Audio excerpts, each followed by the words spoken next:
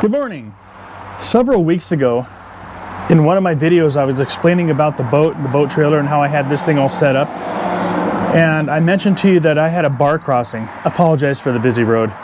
But I mentioned I had a bar crossing that was really dangerous, and that was what prompted me to install a 3,700 gallon per hour bilge pump.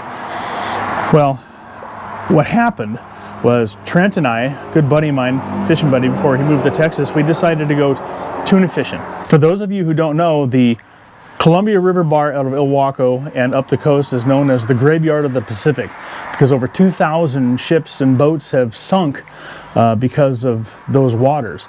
And it was a bad decision on my part. I should have waited for a better tide, but I wanted to get out there to go fishing, and ultimately what happened was I didn't follow the channel properly, and I ended up in the shallow shoals. The waves were really stacked up, and I should have waited for a better tide, but I wanted to get out there, I wanted to go fishing, and trust me, I've learned my lesson. I only go fishing on good days and good bar crossings now.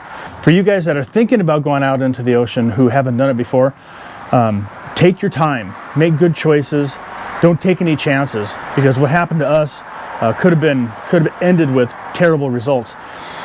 We didn't die, but man, I felt like I was this close. Now, I've been over the bar several different times before, tuna fishing out of other people's boats, and I just made a bad decision.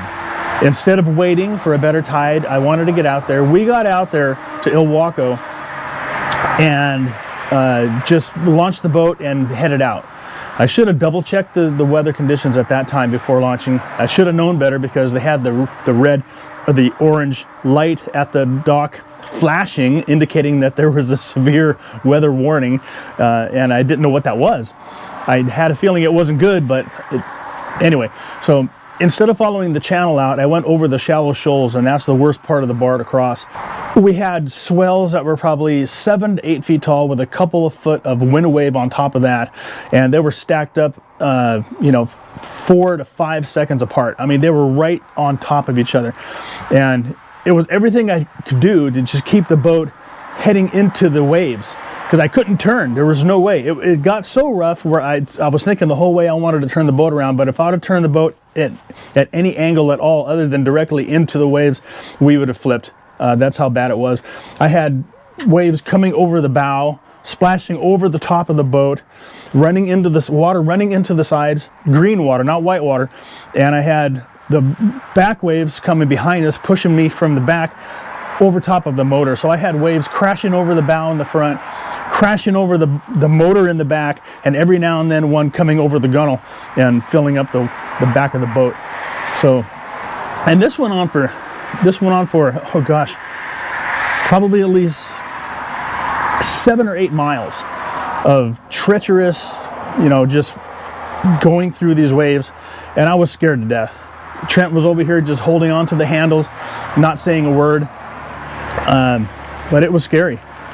And we got out there probably 10 miles out into the ocean, and I told Trent, I said, if this goes on for another 5 miles, I have to figure out a way to turn around. I could not mentally take anymore. It was just draining.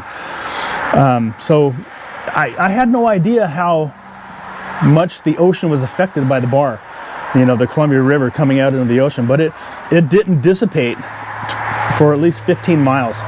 And finally, after 15 miles, it ended up, to be rough, but it wasn't, it wasn't life-threatening at that point. And we made it out, went 60 plus miles out there, caught some tuna, and made it back. But that was a lesson that I will never forget. And now I always double check the tides, the winds, the direction of the winds, the swell height, all combined, and I only go out on days that are safe and smooth. Because I'll tell you what, that was, we came this close to dying that day.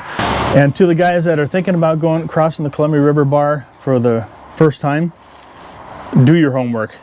Don't take any chances. Don't take any risks. So that's the story of why I put my 3,700 gallon per hour Sea Choice bilge pump in my bilge.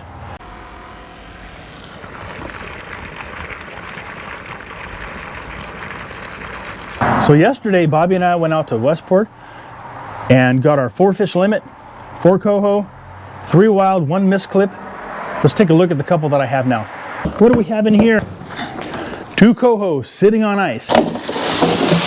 Oh, super nice fish. I'm gonna get these things cleaned up. You guys have probably seen 1,000 fish filleting videos, so I'm not gonna bore you with another one of those. But I do wanna show you what I do first before I fillet my fish.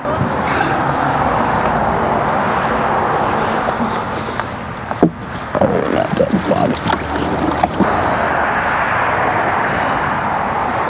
So, before I fillet, I do this.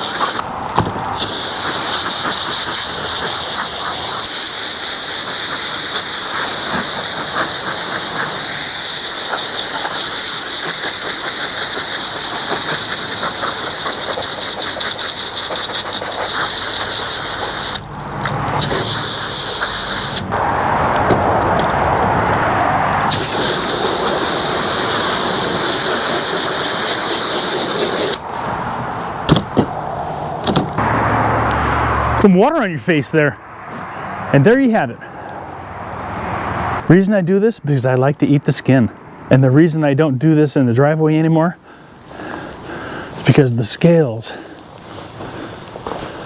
get slung everywhere. Drives my wife crazy. So I don't do it anymore in the driveway.